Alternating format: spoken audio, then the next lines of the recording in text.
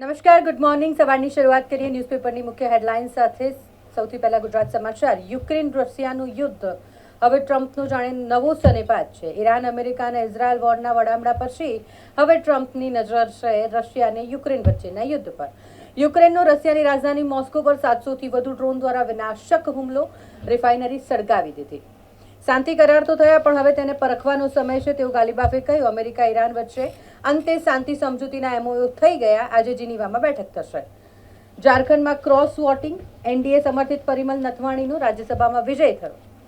યુદ્ધ પત્યું, પણ અમેરિકા અને યુરોપ માટે મોંઘવારીના મોરચે મોટો પડકાર છે. ક્રૂડના ભાવમાં ઘટાડાનો ફાયદો મળવામાં મહિનાઓ નીકળી જશે. દિલ્હીમાં નવજાત શિશુની દાણચોરીના રેકેટનો પર્દાફાશ થયો છે. ગુજરાત, રાજસ્થાનના ગરીબ વિસ્તારોમાંથી 1.5 થી 2 લાખ રૂપિયામાં બાળકો ખરીદવામાં આવતા હતા. ભારતમાં 37% એન્ટ્રી લેવલ નોકરીઓમાં એઆઈનો ઉપયોગ વધ્યો છે. બે જાણીતી કંપનીઓના અભ્યાસનું આ તારણ છે.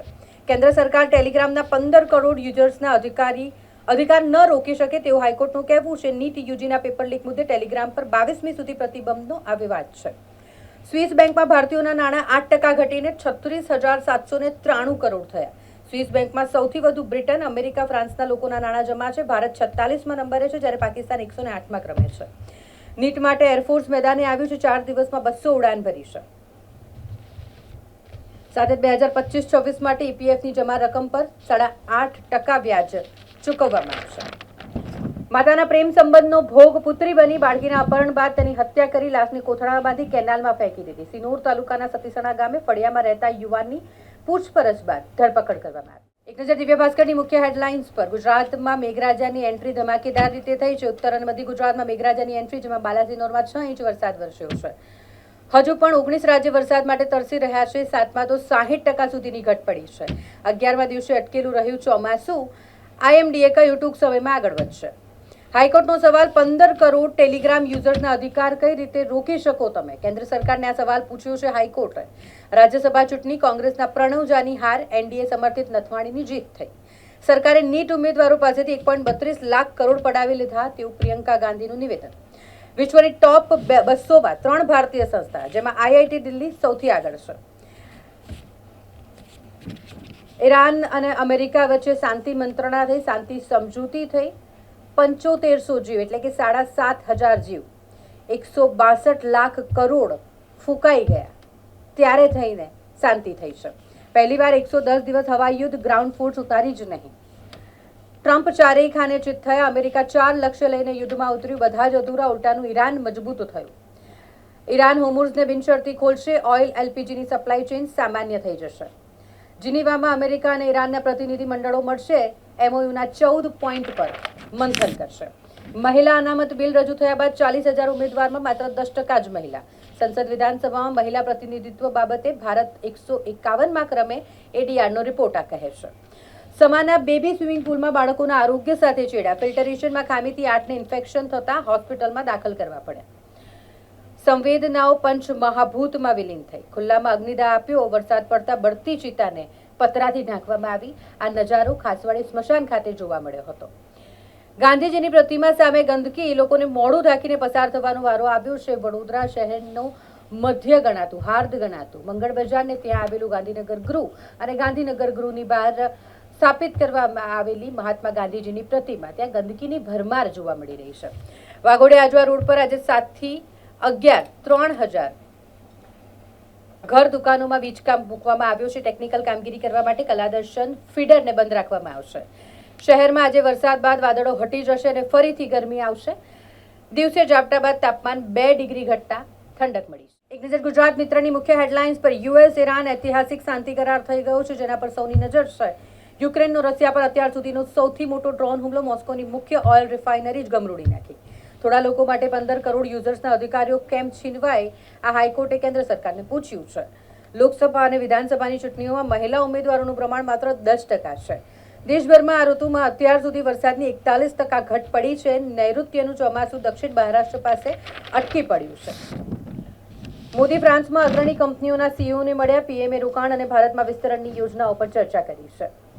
2010 પહેલા નિયુક્ત શિક્ષકો માટે રાહતની માંગ કરાઈ. ધરના પ્રદર્શન હજુ યથાવત છે. વારસિયામાં સામાન્ય બોલાચાલી બાદ યુવક પર ચપ્પુથી જીવલેણ હુમલો કરવામાં આવ્યો. નીટ માટે પશ્ચિમ રેલવે દોડાવશે 5 જોડી સ્પેશિયલ ટ્રેન, 19થી તેનું બુકિંગ થઈ શકશે. વડોદરામાં 26 થી 28 જૂન દરમિયાન open major ranking table tennis tournament યોજાવાની છે. અટલાદરામાં જિલ્લા કક્ષાની પ્રાકૃતિક કૃષિ કાર્યશાળાનું આયોજન કરવામાં આવ્યું છે. 10 લાખ લાવ નહીં તો ઘર છોડીને નીકળી જા તેવી શિક્ષિકાને સાસરિયાએ ધમકી આપી, જેને લઈને પોલીસ ફરિયાદ થઈ છે. 7 કરોડની વિવાદિત જમીન સરકાર હસ્તક થવાનો માર્ગ મોકળો થયો છે. શેરબજારમાં સતત 5મા દિવસે તેજી જોવા મળી છે. શ્રી રામ મંદિરમાં ચોરીના પુરાવાનો નાશ કરવા સીસીટીવી ફૂટેજ ડિલીટ કરવામાં આવ્યા હતા તેવી ચોંકાવનારી વિગતો સામે આવી છે.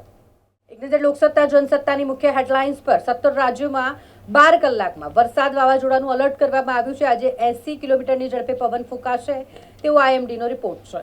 EPF પર 8.25% વ્યાજદર મંજૂર. આજ મહિને ખાતામાં પૈસા જમા થશે. નોકરિયાત વર્ગ માટે આ સારા સમાચાર છે.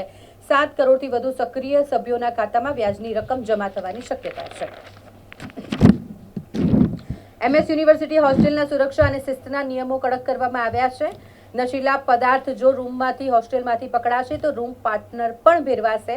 તમામને હોસ્ટેલમાંથી કાઢી મૂકવામાં આવશે અને ઇલેક્ટ્રિક ઉપકરણો રાખવા પર પણ પ્રતિબંધ મૂકવામાં આવ્યો છે. કારમાં આવેલ માથાભારે ત્રિપુટીએ જાહેર માર્ગ પર યુવકને આતરી અને ચાકુના ઘા ઝીકી દીધા. લગ્નની લાલચ આપી દુષ્કર્મ કરનારને પોલીસે ઝડપી પાડ્યો. આરોપીના 2 દિવસના રિમાન્ડ મંજૂર થયા છે. ખેતરમાં ગાંજાનું વાવેતર પકડાયું છે. 4 કિલો લીલા સૂકા ગાંજા સાથે યુવક ઝડપાયો. સાવલી તાલુકાના ગ્રામ્ય વિસ્તારમાં આવેલ આદલવાડા ગામની સીમમાં આ ગાંજાનું વાવેતર કરવામાં આવ્યું હતું. શેખ બાબુ મર્ડર કેસમાં ખાસ સરકારી વકીલ શૈલેન્દ્રસિંહને મૂકવા રજૂઆત કરાઈ છે. રાજ્યના ગૃહ અને કાયદા મંત્રીને વિનંતી કરાઈ.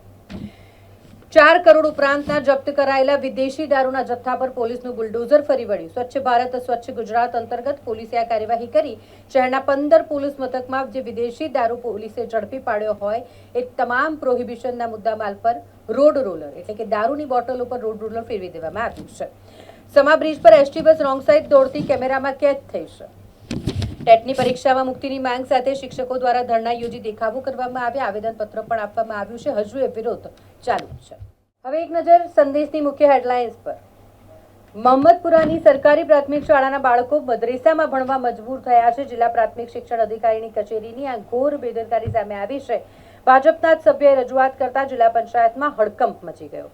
નીટની યોજાનારી પરીક્ષા માટે પશ્ચિમ રેલવે 5 ટ્રેનો દોડાવશે. રવિવારે શહેરમાં નીટની પરીક્ષા થવાની છે. શહેરના 92 વિદ્યાર્થીઓ ચાર્ટર્ડ એકાઉન્ટન્ટ બનવામાં સફળ રહ્યા. ICAI દ્વારા ગત મે મહિનામાં આ એક્ઝામ લેવામાં આવી હતી. LPG સિલિન્ડરનો બેકલોગ ઘટીને 3 દિવસનો થયો. પેટ્રોલ ડીઝલનો સપ્લાય પણ નોર્મલ થયો છે. હોમુર્સ ખુલ્યા બાદ સરકારે ગુડ ન્યૂઝ આપ્યા. રિટેલ આઉટલેટ્સ પર કામકાજ લગભગ સામાન્ય થઈ ગયું છે. અદાણી ગ્રુપે ભાજપ શાસિત રાજ્યમાં કોલ પાવર પ્લાન્ટના તમામ ટેન્ડરો મેળવ્યા છે. કંપની આગામી 25 વર્ષમાં 13.27 લાખ કરોડની કમાણી કરશે. લાંબા સમયના 12 પૈકી 8 કોન્ટ્રાક્ટ માટે અદાણી ગ્રુપે બોલી લગાવી હતી. રામ મંદિર દાન ઉચાપત કેસ. અનિયમિતતાઓ વચ્ચે ભક્તોની સંખ્યામાં નોંધપાત્ર ઘટાડો થયો છે. બોમ્બ બ્લાસ્ટના થ્રેટ ઈમેલના IP એડ્રેસ યુએસના નીકળ્યા છે. મેયરની ઓફિસ અને નવરચના સ્કૂલમાં ઈમેલ કરવામાં આવ્યા હતા. જીકાસ પોર્ટલની ખામી અને યુનિવર્સિટી સત્તાધીશોની અસ્પષ્ટતાથી વાલીઓ મૂંઝાયા છે. ફેકલ્ટી ઓફ કોમર્સ ખાતે FYના એડમિશન વેળા લોકો મૂંઝાઈ ગયા હતા. રાજ્યના 11 તાલુકામાં 2 ઇંચથી વધુ વરસાદ. બાલાસિનોરમાં લગભગ 6 ઇંચ વરસાદ ખાબક્યો છે. 90થી વધુ તાલુકામાં વરસાદ વરસ્યો. પંચમહાલ, ખેડા, વડોદરા, અરવલ્લી, મહેસાણામાં ધોધમાર વરસાદ વરસ્યો. રેલવેના પોર્ટર સામે ઈડીએ લાલાક કરી 2 કરોડની સંપત્તિ ટાંચમાં લીધી. પોતાના અને પત્નીના નામે કરોડોની સંપત્તિ વસાવી હોય તેવું ઈડીનું કહેવું છે. નસવાડીના ભાખા ગામે વધુ 3 બ્લેક ટ્રેપ ક્વોરી પ્રસ્તાવનો વિરોધ કરવામાં આવ્યો છે.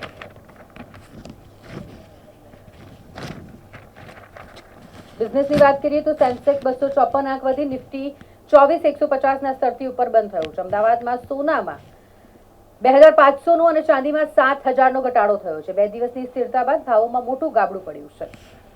24,213 પાર થતા 24,316 થી 24,333નો વધુ સુધારો જોવાશે. આજે પણ IT શેરોમાં મંદીની શક્યતા છે. ફેડરલના વ્યાજદરમાં વધારાના સંકેતે બેન્કિંગ શેરોમાં તેજી લાવી દીધી છે. ડિફેન્સ શેરોમાં તેજી આંકબંધ છે. ઇન્ડેક્સ સપ્તાહમાં 9% વધ્યો છે. MGMના આગલા દિવસે રિલાયન્સમાં ઘટાડાની ચાલ છે. અદાણી પોર્ટ્સે અમેરિકાની કેલરીસ સાથેની ભાગીદારી વિસ્તારી છે. NSE રિલાયન્સ જીઓના મેગા IPO સાથે ભારતનું પ્રાઇમરી માર્કેટ ફરી ધમધમતું થવાની શક્યતા છે.